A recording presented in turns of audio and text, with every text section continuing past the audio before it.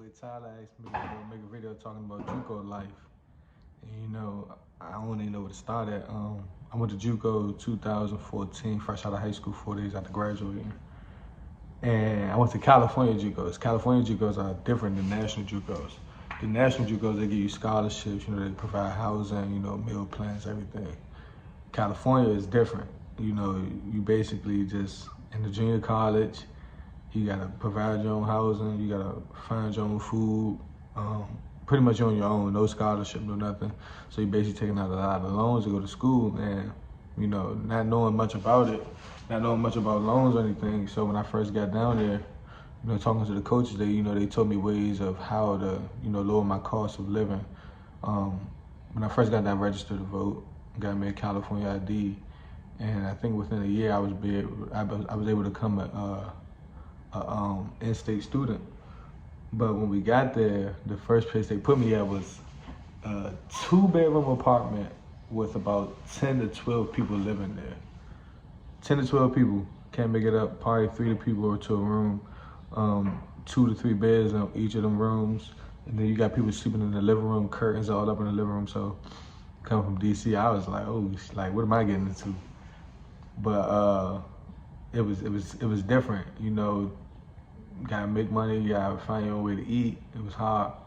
The football part, that's the thing that keeps you sane, just playing football. But the thing about JUCO, you don't have no, you got coaches on your ass, but it's all on you, to go to practice, to go to class, you basically on your own. So JUCO is what you make. A lot of guys go out there, and then let's say you're going to JUCO in California, people get caught up in the California lifestyle, so they lose sight of what they came to school for.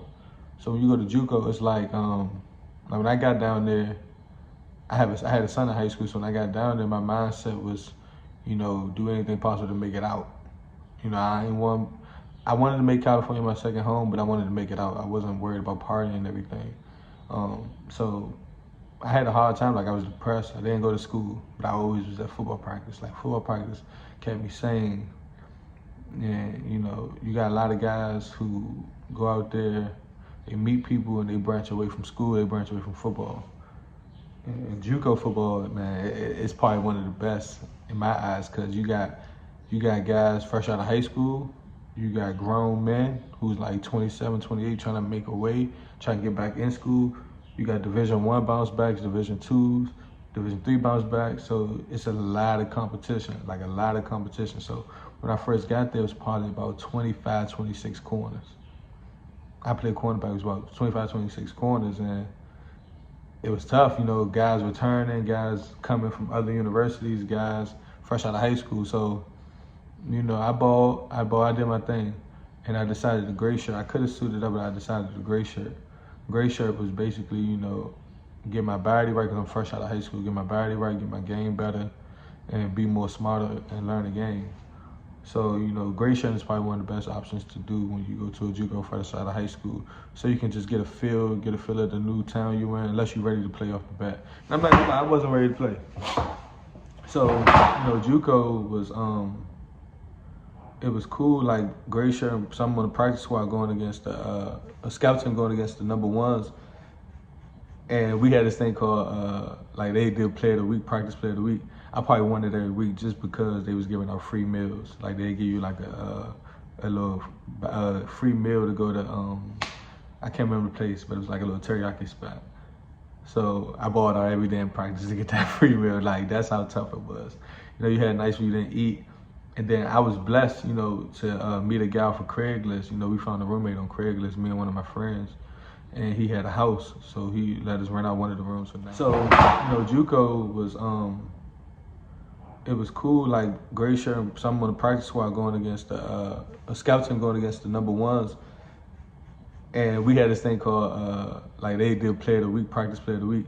I probably won it every week just because they was giving out free meals. They give you a little free meal to go to, I can't remember the place, but it was a little teriyaki spot. So I bought out every damn practice to get that free meal. That's how tough it was. You had nights where you didn't eat. And then I was blessed, to meet a gal for Craigslist. We found a roommate on Craigslist, me and one of my friends. And he had a house, so he let us rent out one of the rooms for $900 a month. mind you, I don't have no money. So I ended up getting a job at Target. And Target is like one of the best jobs to get while you're in school because they work with your schedule. So I got a job at Target. You know, I was able to pay my rent, able to feed myself, apply for food stamps. Got food stamps too, so it was cool. So you know, when the football season came, like, I was running with the twos. My my first year playing after grade shirt, and I was running with the twos and the threes. And honestly, I learned a lot. Like, it humbled me because my whole life I always been like, and I ain't gonna say the best player, but I always been one of the guys.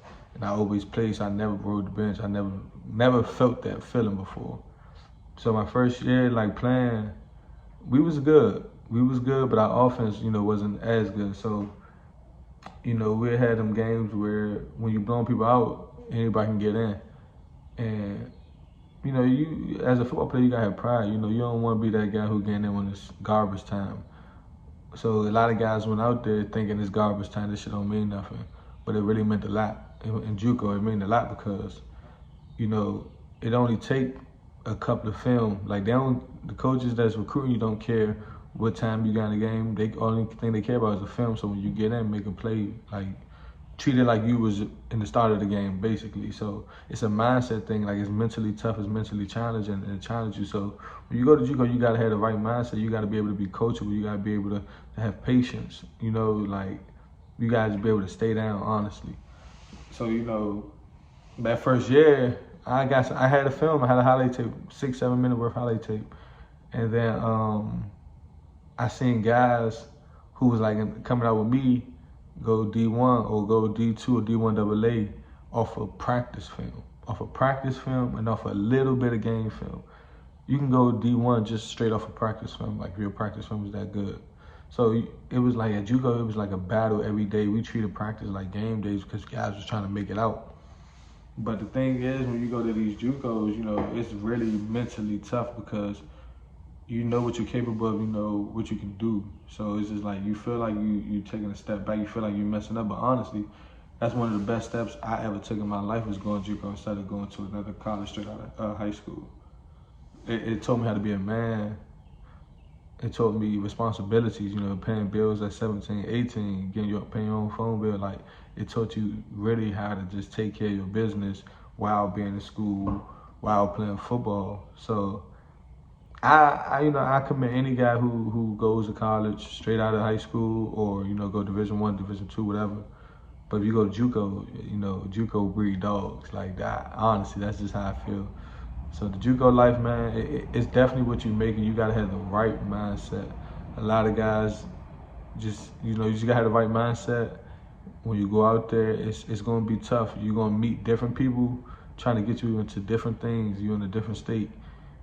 And, you know, it makes you or break you. So I just say, when you go out there, don't forget what you go for. If you want to make it in Juco, just remember why you're there. Remember that it's bigger than you. Remember you're doing this for your last name. So that's all I got, man. Just telling you guys about the Juco life.